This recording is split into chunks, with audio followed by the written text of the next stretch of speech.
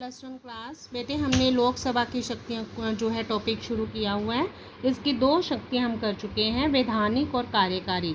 आज है हमारी तीसरी शक्ति वित्तीय शक्तियाँ, फाइनेंशियल पावर्स ऑफ लोकसभा। देखें बेटे, वित्तीय मामलों में जो लोकसभा है वो राज्यसभा से कहीं अधिक शक्तिशाली है, क्योंकि बेटा जो धन बिल है वो केवल लोकसभा में ही पेश किया जा सकता है। मैंने आपको बताया था कि बिल 2 तरह के होते हैं, एक होते हैं साधारण बिल, एक होते हैं धन बिल।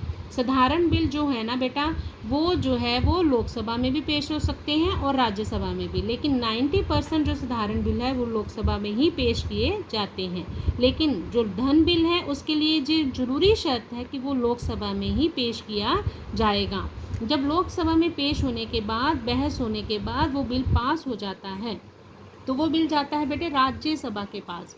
राज्यसभा साधारण बिल की तरह अगर उसमें से गलतियां निकालकर वापस लोकसभा को भेजे तो लोकसभा अगर उन गलतियों को ठीक करना चाहे तो उसकी मर्जी है। ठीक इसी तरह से धन बिल पर भी वो गलतियां निकालकर लोकसभा को भेज सकती हैं। जिस तरह साधारण बिल 6 महीनों के बाद जॉइंट बैठक में लोकसभा के ही पक्ष में पास हो जाता है, ठीक उसी तरह से बेटा धन बिल पर तो जॉइंट बैठक करने की ज़रूरत ही नहीं पड़ती। धन बिल पर राज्यसभा केवल 14 दिनों की देरी डाल सकती है, मतलब राज्यसभा केवल अपने पास 14 दिन तक उस बिल को रख सकती है। 14 दिन के बाद भी वो बिल जो है ऑटोमेटिकली बिना राज्यसभा की स्वीकृति के भी पास हो जाता है। तो मतलब ये कि फाइनेंशियल पावर्स में जो लोकसभा है उसका पूरा अधिकार है, राज्यसभा बहुत वीक है। नेक्स्ट है इसकी न्यायिक शक्तियाँ, जुडिशियल पावर्स। राष्ट्रपति के खिलाफ सबसे पहले इसकी न्यायिक शक्तियां हैं जो ये न्याय करने के लिए करती है। राष्ट्रपति के खिलाफ महाभियोग जो है, मैंने आपको बताया था बेटे, इम्पीचमेंट का मेथड होता है, वो संसद के किसी भी सदन में चलाया जा सकता है। दोनों सदनों द्वारा 2/3 बहुमत के पास होने पर ही राष्ट्रपति को उसके पद से हटाया जा सकता है। ठीक इसी तरह से बेटा उपराष्ट्रपति के खिलाफ भी दोष चाहे ऊपरी सदन में लगाए जाते हैं। क्यों? क्योंकि बेटे वो राज्यसभा का ही पदेन सभापति होता है। मैंने आपको बताया है कि जिस तरह से लोकसभा का स्पीकर होता है, राज्यसभा का स्पीकर नहीं चुना जाता। उपराष्ट्रपति जो भी इंडिया का होगा वो राज्यसभा का ही सभापति होता है, इसलिए उपराष्ट्रपति के खिलाफ दोष जो है वो राज्यसभा में ही लगाए जाते हैं। लेकिन उसे तभी पद से अलग किया जाता है जब लोकसभा भी उस प्रस्ताव पर अपनी सहमति दे दें। तो न्यायिक शक्तियों में लोकसभा और राज्यसभा दोनों मिलकर राष्ट्रपति और उपराष्ट्रपति को उसके पद से हटा सकती हैं। नेक्स्ट है चुनाव संबंधी शक्तियाँ। इलेक्शन किन किन का करती है? लोकसभा राष्ट्रपति के चुनाव में भाग लेती है, उपराष्ट्रपति के चुनाव में अपना अध्यक्ष और उपाध्यक्ष मतलब स्पीकर और डिप्टी स्पीकर का चुनाव भी करती है। लास्ट इसकी है शक्ति संकट काल की घोषणा पर स्वीकृति।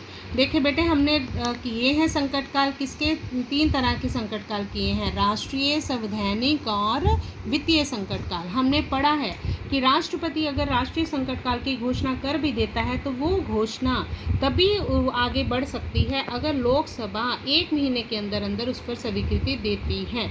तो संकट काल की घोषणा पर स्वीकृति देने के बाद ही संकट काल देश में लागू रह सकता है। लोकसभा अगर चाहे तो साधारण बहुमत से प्रस्ताव पास करके बेटा संकट काल को समाप्त भी कर सकती है। इस तरह इमरजेंसी की भी जो घोषणा पर स्वीकृति पर भी लोकसभा राज्यसभा के साथ मिलकर ही उसकी अनाउंसमेंट कर सकती है।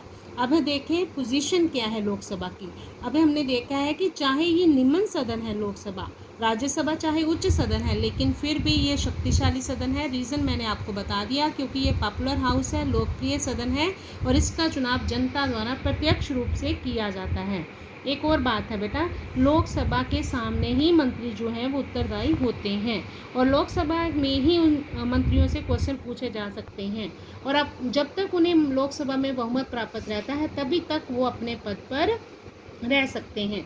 राज्यसभा के मुकाबले में लोकसभा को बहुत अधिक शक्तियां प्राप्त है। क्यों? क्योंकि ये लोगों द्वारा, फिर से वही बात आ गई कि ये डायरेक्ट रूप से चुना हुआ सदन है, लोकप्रिय सदन है, इसलिए जो पोजीशन है लोकसभा की वो कहीं ज़्यादा स्ट्रॉन्ग है राज्यसभा से। ये एक याद रखना बेटे बात, लोकसभा डायरेक्ट इलेक्शन होता है इसका जनता द्वारा, इसलिए ये पॉपुलर सदन है और ये पावरफुल है। सभी शक्तियाँ लोकसभा को ही दी गई हैं।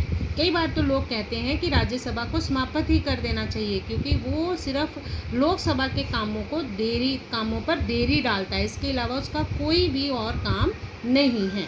ओके बेटा।